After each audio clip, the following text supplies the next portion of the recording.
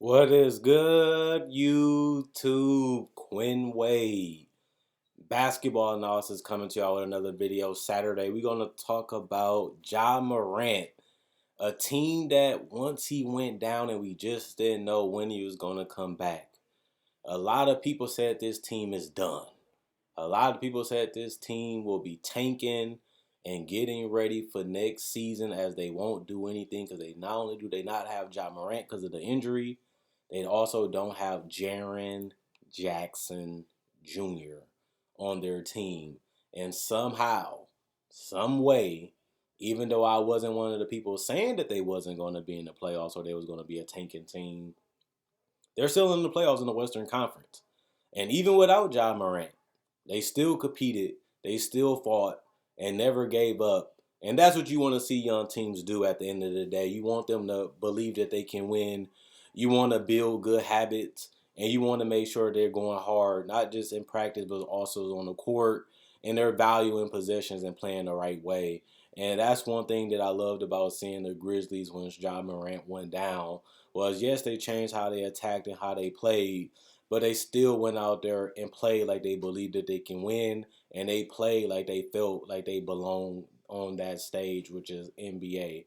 And a lot of these guys, people don't know. People don't know where they're from. Some people that know the team didn't even know some of these guys, but they compete.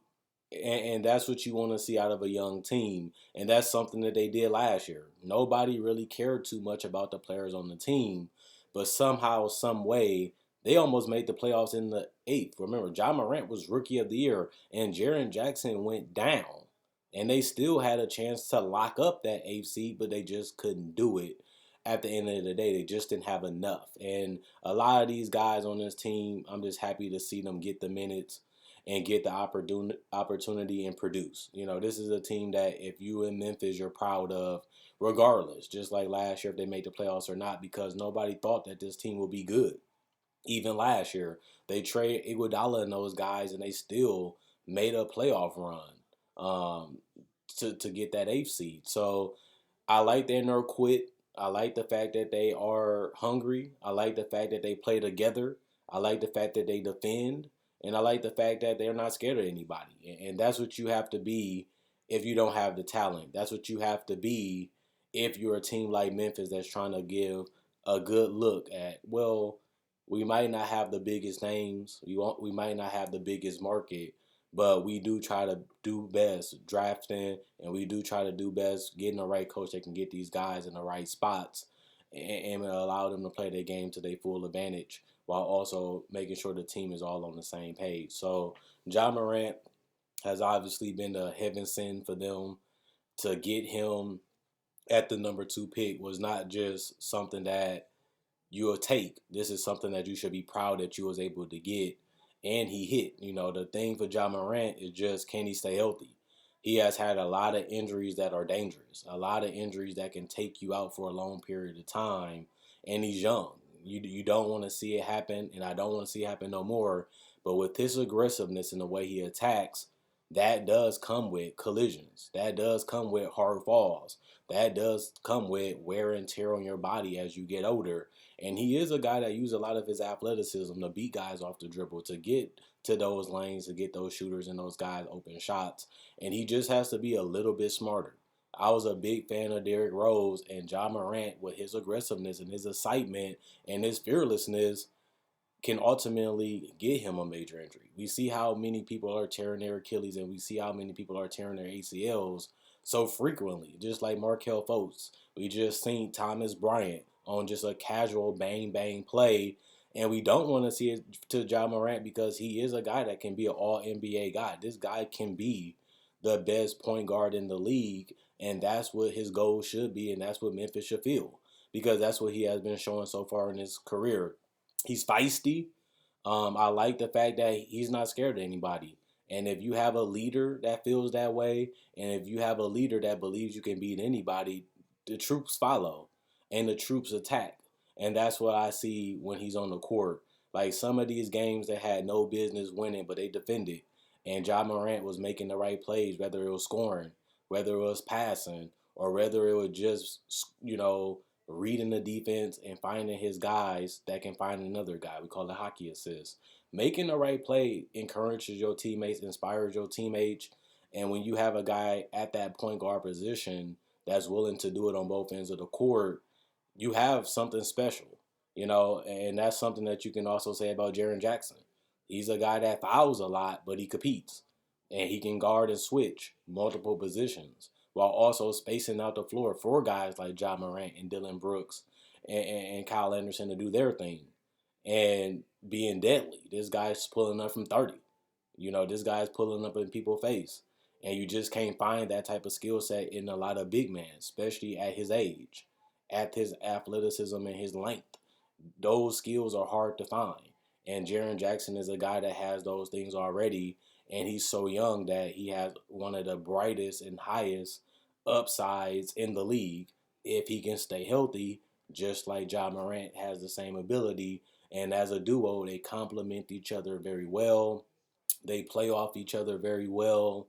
And they can be dangerous if they can get that third piece. Because I don't look at Dylan Brooks as that guy that's going to be your third best player. Justin Winslow, just like them, just can't stay healthy.